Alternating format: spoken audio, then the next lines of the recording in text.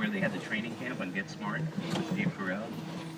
And down the road to the right, to the left here, you can see it goes down that way. That was the driveway to the Waltons. Look at these trees, they're fake. They're just sitting right there. And then we bring in a lot of extra foliage to beef it up as well. Now there's a lake over here to the right. We only fill it if we need it for shooting, and they're filling it right now for tomorrow. But that lake is where they did all of the Budweiser frog commercials. Remember those back in the 70s?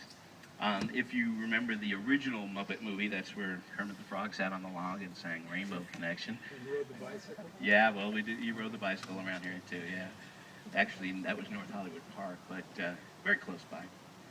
George Clooney saved the life of a kid who was drowning in a drainage ditch. A really dramatic episode of ER they shot in there. We put an animatronic killer whale in the waters and dyed the waters to match the ocean, and we shot close-up shots of the kid riding on the whale in Free Willy 2. That pier right there is a different version of the pier that we had before. It used to go a little farther out in the lake. There was always a little guy on the end of the pier pointing at the sky and going, "Look, the plane, boss, the plane." This is Fantasy Island. This is where Mr. Rourke used to meet all the guests coming off the seaplane. All the bamboo was planted here for the TV show China Beach with Dana Delaney. And we rent this space. Actually, we rent everywhere on the lot to other studios. And Universal rented this back in '93 for a very quick but very memorable scene in Jurassic Park. This is where the T-Rex was chasing the Jeep at night, and it was chomping at the back end of the Jeep, and it said, "Objects in mirror close," and they appear. They shot most of it in Hawaii, and then they came here. Overdeen, I need to get him on this September.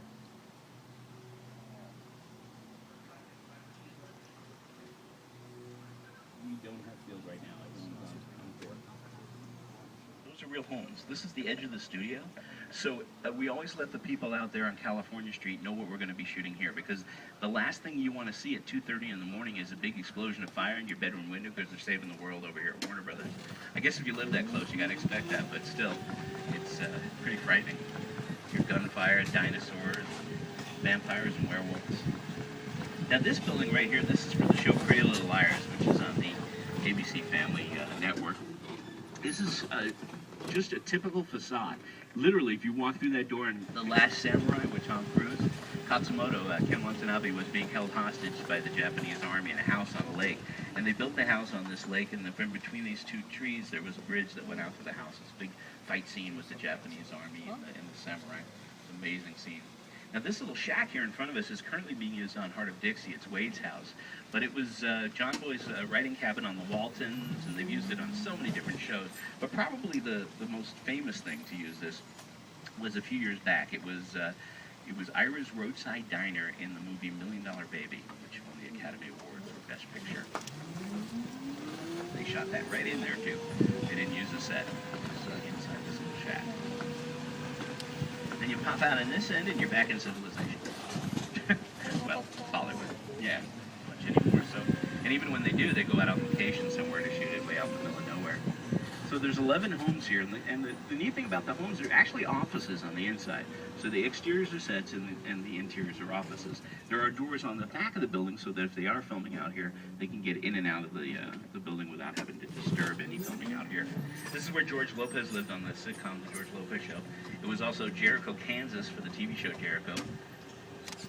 And it was just recently used for last year for the movie The Muppets. This is where they had the Halloween trick-or-treat scenes. But these are offices for shows like Two Broke Girls, casting and writing. This wax, so that's been Old Convention Center, hotel, airline terminal, bank, restaurant. And what do we do with the people who work here? Once again, back door. Go out the other way. You don't get to be extras.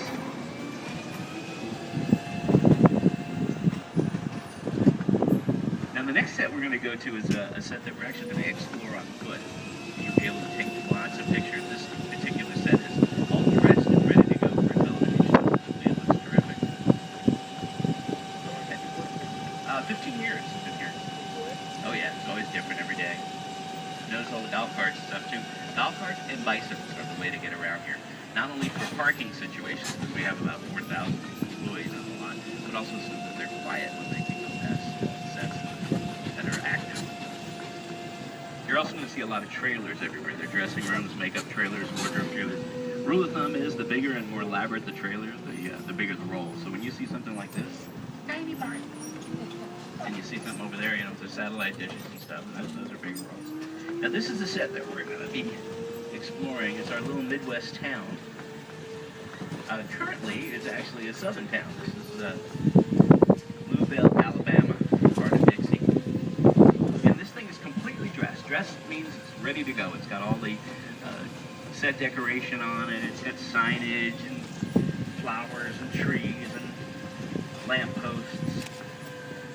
It's a great place to park your car because if you don't have money for the meter, you can just move the meter. See, I just move it over. Let's find a nice shady spot to park this thing in and then we'll explore. This town probably looks familiar to you. It's probably because you've seen it about a gazillion different movies and TV shows. This was Hazzard County on the TV show Dukes of Hazzard for many years. It's also, for 7 years, it was Stars Hollow, Connecticut on Gilmore Girls.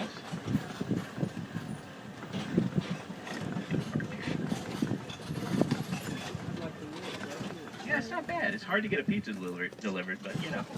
All right. Campaign stops with President Bartlett, and that's where Lane got married on Gilmore Girls. The gazebo is completely removable. That's why we have a little ramp right there, because a big forklift comes in here and picks up the whole thing and takes it out when we don't need it. If any of you are Seinfeld fans, oh, yeah. This is where they shot the final episode of Seinfeld. It was Latham, Massachusetts, where the gang was arrested for not helping that poor guy being carjacked. Yeah. Freeman and the gang were over here on the street, and they were videotaping this guy laughing, and they got taken over to the courthouse, put on trial, and sent to prison. The courthouse was the police station in Rebel Without a Cause, James Dean and Natalie Wood. It was the police academy, police academies 2 and 6, and it was Hazzard County Courthouse on the TV show Dukes of Hazzard. In fact, if you look between the bushes right there in the basement, you can still see the jail cell from Dukes of Hazzard. Still got the bars up. And a few years ago, they did a movie here called Oh Brother, Where Art Thou with George Clooney and Holly Hunter. This was a Mississippi town. Yeah. He was bona fide. He was bona fide, he was. I'm going to count to 10. I love that movie. Wherever the actors were walking, wherever they had carts running, they put dirt down. But they didn't want to have to do the whole thing because they didn't need to, so they spray painted the asphalt brown everywhere else. It worked out perfectly. Paul Newman was cutting the heads off the parking meters right in the center of the street there in the opening scenes of Toolham Loop. We did a movie here about 16 years ago called Jack Frost. It was a Christmas movie about a kid and a snowman. Michael Keaton was in it, Kelly Preston. And they shot it in the middle of the summer, from about mid-July to mid-September. So it was pretty much like this. And it doesn't look like Colorado in December at all. So about a week or two before the filming began, one guy got in here with one of those lifts, one of those cherry pickers, and all day long, all he did for 8 hours a day, he plucked the leaves off all the trees. Stripped every tree you see here bare. Then they flocked the trees, like you'd flock a Christmas tree. They took the gazebo out and they put a big Christmas tree in the center of town with a stage around it. On the edges of all the buildings and the roofs of the houses, they put down 2-inch fiber to make it look like there was snow piled up. But the coolest thing was, and this is literally cool, every morning about 6 or 7 in the morning, these big dump trucks pulled in here filled to the top with shaved ice. And they dumped about 4 inches of ice all over the streets so cars could drive through it, and we had plows pushing it. News helicopters were hovering over the studio taking pictures. It looked that good. And it was total whiteout conditions. You couldn't come in here without sunglasses. It was that crazy. But also, when they shot the scenes outside during the day, most of the days it was like this. In some of the days it was over 100 degrees, and everyone was bundled up in heavy coats and mittens and earmuffs. And it got to the point where they stopped calling the paramedics. They just kept them here. Because every 20 minutes you'd see somebody in the background just kind of go boom and pass out from heat stroke. It was rough. Now they can add breath in digitally, but then that's the dead giveaway that they weren't in a cold area. There was no breath coming out. Did you guys see Titanic? All the breath in Titanic was digitally added in because they shot that on the coast of Mexico, right on Rosarito Beach. So yeah, you're dying on the Titanic, then you go have a margarita and a burrito. All right, let me take you down this street down here. This is a cool street. This was an add-on, actually, just so they can hang lights. Yeah, it's definitely a picture of it. If you notice in the doorknobs, too, there's no doorknobs, there's no set dressing at all. It's time period. Doorknobs are different depending on the time period of the building. So they always take them off when they're done with them. No appliances or anything that could easily be a contemporary kitchen or a 1940s kitchen if we needed it to be. The air conditioning is very important because when the lights are up full blast, wow, You think it's hot now? Over 130 degrees in here if it wasn't chilled down. So what they do is they position these little ducts right over the actors, so they get a nice cold blast of air coming down on them. Otherwise, makeup and hair would just get messed up big time. I noticed when we came in here earlier today, there was a mark here. It's got kind of messed up right now, but this is an actor's mark. So when they were shooting in here last, which was The Mentalist, by the way, what they'll do is they'll mark the floor where the actor's standing, and then from where the camera is to the actor, they literally take a tape measure. That was an outdoor cafe in Paris in the flashback sequences of Casablanca. So that is the last standing set of Casablanca, 1942. Humphrey Bogart and Ingrid Bergman are seated right there listening to the announcements of the soldiers marching into Paris. So the whole street's called French Street up that one scene. Although they did use it as France for Looney Tunes back in action. But right now, you see it says the Gert Locker over there and this hardware store and stuff. This is all from a television show called Suburgatory. It's on ABC. It stars Jane Levy and Jeremy Sisto. And there's another new show on TBS right now called Sullivan and Son. It's about a bar, kind of like Cheers, and that is their bar right there. But they cover up the windows with bricks to make it look like it's more of a brick down bar.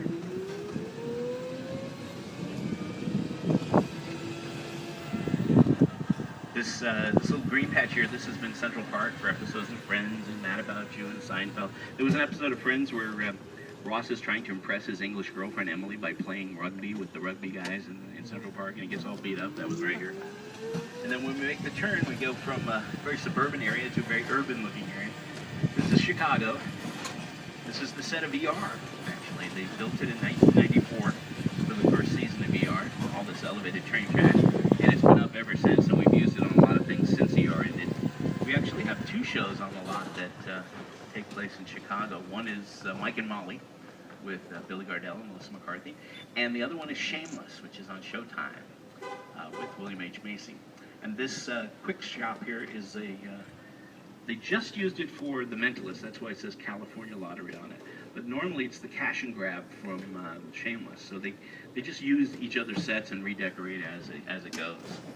But that arch right there, that was the entrance to the hospital on ER. That would never hold the weight of a real train, so they used to go to Chicago to shoot shots like getting on and off the trains, driving around the lake on their bikes. Now this is the oldest setup. This one is New York Street, and it was built in the mid-1920s. Even before it was Warner Brothers, it was First National Pictures back then, and Warner Brothers bought a lot from them. But lots of contemporary shows use this, as well as some of the older stuff. Trying to give you both. This big arch right here, that was the House of Wax, the Vincent Price 3D House of Wax. Suffolk Arms Hotel was actually a movie theater last season on Big Bang Theory. That's where they went to see the extended version of Raiders of the Lost Ark, and they were all waiting on line outside, and then Will Wheaton bumped them from seats, and Sheldon goes nuts and steals the movie from the projection booth. That movie theater was just The Stars Born with Judy Garland, Whatever Happened to Baby Jane with Bette Davis and Joan Crawford, The Way We Were, Streisand and Redford, Riding with the King, the B.B. King, Eric Clapton, Blade Runner in 1982 with Harrison Ford and Daryl Hannah. Directed by Ridley Scott, yeah. And most of that movie takes place at night, so they covered the entire set with a black tent so they could shoot all the nighttime scenes during the day. It rained all the time. Another one that was pretty humid and hot inside that thing. Now over here to the right, that courthouse, that's where Commissioner Gordon worked on the old Batman television show back in the 60s. Every episode of the show, the Batmobile would pull up there and they'd run up the steps, capes flying, to see Commissioner Gordon. They shot that once. They used it in 72 episodes of the show. It's cheap. That was also the Night Court on the TV show Night Court with Harry Anderson. And they used it in Robin and the Seven Hoods with Frank Sinatra. Now you got the other side of Central Park right here. This is where Phoebe and Rachel were jogging through the park, and Phoebe is jogging like a crazy spaz, and she gets Rachel to do it, and they ran into a police horse. For you Big Bang Theory fans, this is where Sheldon was selling all the cats that he accumulated after he broke up with his girlfriend. And this is also where they had the Renaissance Fair, and of course Sheldon had to dress up like Spock. Now over here to the left, this little open courtyard right here, we call it Embassy Court. It was used in the movie Eraser with Arnold Schwarzenegger. It was a Russian embassy in 13 Days with Kevin Costner. It was a Swiss hotel for the television show Chuck with Zachary Levi. It's just recently it was an insane asylum for Brandon Flowers. And recently it was, get this, a urology clinic in London, England, for a movie called The Incredible Burt Wonderstone, Steve Carell and Jim Carrey. So it should be pretty crazy. That's coming out next year. This overhang here looks like a hotel that was used on the television show Hotel with James Brolin and Connie Selica. Also a hotel in Blade Runner with Harrison Ford. Mary? Alright, well we're going to go into the front lot, and that's where we have all the sound stages. Now when we go into the front lot, that's where you have actually a better chance of seeing somebody, so do keep your eyes peeled. And don't be afraid to look in cars and people on bicycles, golf carts and stuff like that. And the word hi is amazing. Go hi. You can break the ice with my sand. People always get freaked out. They'll say hi and then the actor will start talking to them and then they clam up. So don't clam up. Enjoy and talk to them. They're real people. They're not animatronic. No, they're not holograms. Now stage 25 over here to the left is where Kayla Cuoco is hanging out right now because that's a Big Bang Theory. They're in rehearsals for their third episode of the new season coming up. Stage 24 to the right is Mike and Molly with Billy Gardell, the Emmy Award-winning host of Dorothy. Stage 25, look at 24. Look at this. Used to be the Friends stage, and on the last day of filming of Friends, they put that plaque on the wall to dedicate the soundstage to Friends. It's a very emotional day out here.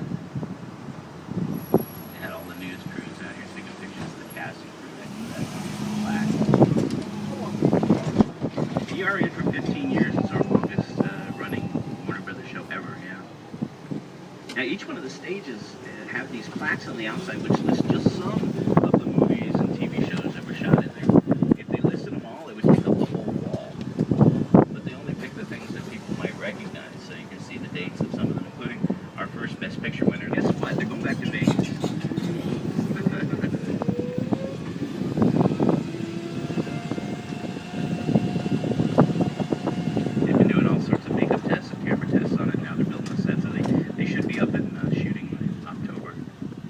Stage 17 right over here used to be Chuck for 5 years, but now it's Suburgatory. Stage 15, there's a lot of activity going on right now because this is Conan O'Brien, and he's shooting his show in about 40 minutes, so they're getting ready to bring the audience in, start the show up. Oh, actually, he must already be in. Let's start early because the light's flashing up there. Are they already shooting? No, we just are about to do that.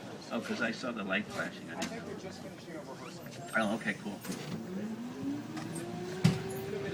Now the biggest Chris has been ready to go. It's terrific. Now the unfortunate thing about it is we can't take cameras in there or take any pictures in there. So if you have a big camera that won't fit in your pocket, I'll open up the lockbox. You guys can put it in there. If you do have a cell